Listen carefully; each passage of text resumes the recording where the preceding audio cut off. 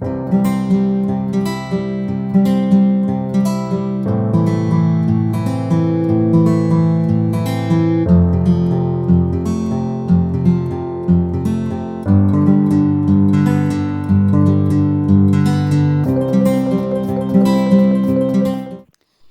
Friends, welcome back to my channel that's Back Benchers academy.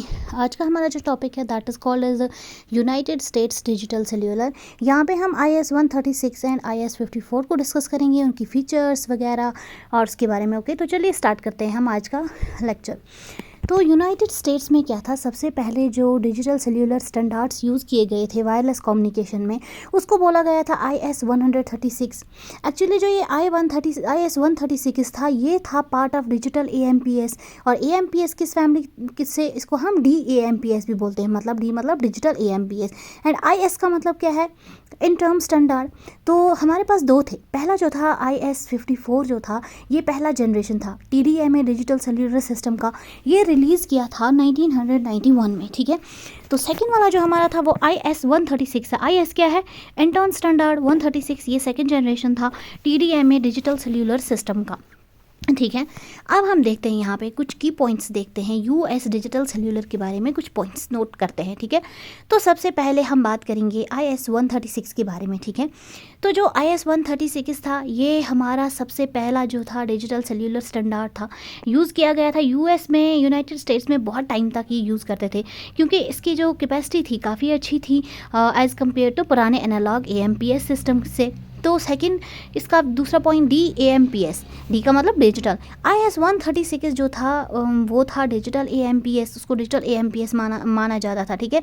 इसका मतलब क्या है कि ये जो था, यहाँ पे जो ओरिजिनल AMPS था उसका एडवांस्ड वर्जन था, मतलब डिजिटल अपग्रेड था उसका, GSM डोमिनेंस। तो यहाँ पे क्या था, बहुत सारे आजकल टुडे बहुत सारे US सेल्यूलर नेटवर्क्स यूज़ करते हैं GSM टेक्नोलॉजी का, जहाँ पे कंपैटिबिलिटी ज़्यादा होती है, रूमिंग कैपेबिलिटीज़ भी ज़्यादा होती हैं एज़ कम्पेयर टू पुराने स्टैंडर्ड्स। पुराने स्टैंडर्ड्स कौन से थे, IS 136 और 54, ठीक है। तो आप पहला देखेंगे IS 54। IS मतलब इंटर्म स्टैंडर्ड, ये एक स्पेसिफिक डिज़ाइनेशन था डिजिटल सेल्यूलर स्टैंडर्ड्स का, ठीक है। तो चलिए अब स्टार्ट करते हैं, IS 54 को डिस्कस करते हैं। IS 54 जो था, ये था स्टैंडर्ड, ठीक है, किसके लिए, ये डिजिटल वर्जन था और यूज़ किया गया था US में। ये जिस फैमिली से बिलोंग करता था उसको AMPS बोलते थे, ठीक है। तो रिसेंटली जो IS 54 है, ये रिप्लेस किया गया एक और स्टैंडर्ड से, किससे, IS 136 से। 136 जो है, ये है एडवांस्ड वर्जन 54 का, ठीक है।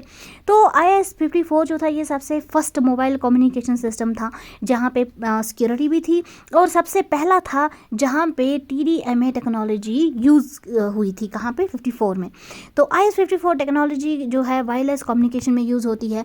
ये सबसे अर्ली डिजिटल सेल्यूलर स्टैंडर्ड्स थे, और यहाँ पे यूज़ करते थे DDMA सिस्टम, किसके लिए, तो ट्रांसमिट योर वॉइस कॉल्स। यहाँ पे इनके पास 3 सेपरेट डिजिटल वॉइस सिग्नल्स थे। ए सिग्नल्स ट्रांसमिट होते थे single that is the single analogue AMPS channel पे। यहाँ पे टाइम स्लॉट्स को डिवाइड किया गया 3 पार्ट्स में, ठीक है, जिसकी वजह से कैपेसिटी इंक्रीज़ हो गई एज़ कम्पेयर टू पुराने जो हमारे ओल्डर एनालॉग सिस्टम थे, ठीक है। तो मतलब यहाँ पे इंपॉर्टेंट चीज़ क्या थी, यहाँ पे 3 सेपरेट सिग्नल्स का इस्तेमाल किया गया। अब इसके कुछ फीचर्स पहला फीचर, एवोल्यूशन। तो एवोल्यूशन की अगर हम बात करेंगे, तो पहले जो था ये I-54 जो था, इसको लेटर ऑन इसकी एवोल्यूशन जब हुई तो ये किस में चेंज हुआ, IS 136, और जहाँ पे इसकी कैपेसिटी काफ़ी और ज़्यादा इम्प्रूव हो गई, इसकी फीचर्स भी ज़्यादा अच्छे होने लगे और इम्प्रूव होते गए। तो TDMA एक्सेस ये यूटिलाइज़ करता था TDMA का, ठीक है, जहाँ पे हर एक यूज़र को, सिंगल यूज़र को असाइन किया जाता था एक स्पेसिफिक टाइम स्लॉट। उसी टाइम स्लॉट में क्या होता था, ट्रांसमिशन होती थी, मतलब वहीं पे डेटा ट्रांसमिट होता था उसी स्पेसिफिक स्लॉट में, और यहाँ पे साइमल्टेनियसली कम्युनिकेशन पॉसिबल थी। सिर्फ सिंगल फ्रीक्वेंसी चैनल को यूज़ करके साइमल्टेनियसली कम्युनिकेशन होती थी। अब डिजिटल मॉड्यूलेशन, तो यहाँ पे जो टेक्निक यूज़ करते थे वो टेक्निक थी DQPSK, मतलब that is the differential quadrature phase shift keying. ये यूज़ होती थी किसके लिए, एफिशिएंट डिजिटल ट्रांसमिशन के लिए, क्योंकि यहाँ पे voice of your these voice signals. अब देखेंगे इसकी कंपैटिबिलिटी कैसी थी AMPS के साथ। तो AMPS के साथ एग्जिस्टिंग सिस्टम जो था, एनालॉग सिस्टम जो था, उसके साथ इसकी कंपैटिबिलिटी काफ़ी अच्छी थी, तो जिसकी वजह से हमारी जो ट्रांसमिशन थी, जो ट्रांजिशन थी, वो काफ़ी स्मूथ थी। ठीक है, that is the transmission to the digital technologies. अब हमारे पास इसका जो फिफ्थ फीचर्स है that is the improved capacity. तो यहाँ पे चैनल जो थे उनको डिवाइड किया गया था टाइम स्लॉट्स में। तो IS-54 सिग्निफिकेंटली इस वजह से नंबर ऑफ़ कॉल्स जो थे उसको हैंडल काफ़ी अच्छे से कर पा रहा था और वो इंक्रीज़ हो गए थे सिग्नल फ्रीक्वेंसी पे as compare to the analogue AMPS। Analogue AMPS में ऐसा नहीं था। स्पीच कोडिंग, तो यहाँ पे यूज़र्स जो हैं वो यूज़ करते थे वॉइस कोडिंग एल्गोरिदम्स, जैसे VSELP। VSELP का मतलब क्या है? Vector sum excited linear prediction. ये यूज़ होता था, इसकी वजह से डेटा को क्या कर सकते थे, वॉइस डेटा को कंप्रेस कर सकते थे और इजीली ट्रांसमिट कर सकते थे, बड़े डेटा को भी कंप्रेस करके। Then system control channel, SACCHB इसको बोलते हैं। तो यहाँ पे जो ये सिस्टम कंट्रोल चैनल्स थी ये भी यूज़ होती थी। ये यूज़ होती थी किसके लिए? ट्रांसमिटिंग योर कंट्रोल इन्फॉर्मेशन, जैसे हैंड ऑफ कमांड्स थी या सिस्टम अपडेट्स वगैरह जो थे मोबाइल फ़ोन्स के, वो सारा कौन हैंडल करता था? System control channels. Colour codes की, अब यहाँ पे एक इंपॉर्टेंट चीज़ है, यहाँ पे यूनिक कलर कोड थे। वो हर एक अलग अलग बेस स्टेशन को अलग अलग कोड दिया गया था, अलग अलग कलर। उसकी वजह से क्या होता था? सिग्नल्स को डिफ्रेंशिएट कर पाते थे आराम से, और जो इंटरफेरेंस था बाकी डिस्टेंस कॉल से वो काफ़ी मिनिमाइज हो गया था काफ़ी हद तक। Then there is the early digital cellular standard. तो ये जो है IS-54 ये कंसिडर किया जाता था one of the first digital cellular technologies. ठीक है, तो इजीली लेटर ऑन जब इसको एडवांसमेंट हो गई तो CDMA GSM वगैरह वो हम इजीली इसमें क्या हो गया? अपलिफ्ट हो गया। अब हमारे पास है लिमिटेड डेटा कैपेबिलिटीज़। तो जो ये हमारा डिज़ाइन किया गया था ये सिस्टम 54, ये डिज़ाइन किया गया था वॉइस कॉल्स के लिए, लेकिन यहाँ पे जो डेटा थी वो लिमिटेड डेटा ट्रांसमिशन कैपेसिटीज़ थी इसकी, एज़ कम्पेयर टू जो न्यू स्टैंडर्ड्स आजकल के नए नए स्टैंडर्ड है उसके कंपैरिजन में इसकी जो ये थी ट्रांसमिशन कैपेबिलिटी वो काफ़ी लिमिटेड थी। तो then there is the regional usages. तो ज़्यादा ये यूज़ किया गया था नॉर्थ अमेरिका में, नॉर्थ अमेरिका रीजन्स में ये यूज़ करते थे। क्योंकि वहाँ पे AMPS का वाइडली यूज़ किया गया था और ये भी उसी की एक कैटेगरी थी DAMPS। ठीक है, अब then there is the IS-136। अब IS-136 जो है इसको भी हम बोलते हैं DAMPS, D मतलब डिजिटल। ये 2G सेल्यूलर टेक्नोलॉजीज़ है और ये भी यूज़ किया गया था सबसे पहले नॉर्थ अमेरिका में। अब इसके कुछ की फीचर्स देखते हैं कि इसमें क्या क्या फीचर, इसके क्या क्या फीचर्स थे। सबसे पहले ये यूज़ करता था TDMA, किसके लिए? इंक्रीज कैपेसिटी के लिए। ठीक है, सेकंड अगर बात करेंगे ओल्डर एनालॉग AMPS नेटवर्क्स की तो उसके साथ काफ़ी कंपैटिबल था। तो वॉइस कंप्रेशन काफ़ी अच्छी थी, डिजिटल वॉइस कंप्रेशन प्रोवाइड करता था। शॉर्ट मैसेजिंग कैपेबिलिटीज़ भी इसमें थी। इसमें ब्रॉडकास्ट मैसेज थी, एक ही साथ बहुत सारी मैसेज एक बार बहुत सारे यूज़र्स को मैसेज कर सकते थे simultaneously broadcast. Power saving that is the sleep mode functionality भी थी, जिससे बैटरी को हम सेव कर सकते थे।